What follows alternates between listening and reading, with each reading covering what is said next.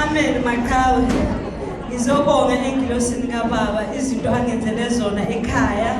Udadewethu ayingasebenzi ngeza la ekhaya ngangena kwaNonwani ngathi baba asisana mama sesisele sodwa ekhaya. Ngicela ukuthi uphe usisi wami isibusiso orimina oyedwa wethu ozokhona ukuthi uvuse ikhaya.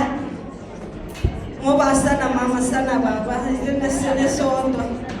Wathi ubaba wasinika amafutha wasigcoba uthe mayesigcoba wahamba usisi wami ngasala mina la eGoli. Uthe mangisala la eGoli ngabona izinto ukuthi ayihambi kahle ngalanga ngathenga itshe elilona eliyogada ekhaya athandaze ngala libeka ngaphansi kombhede.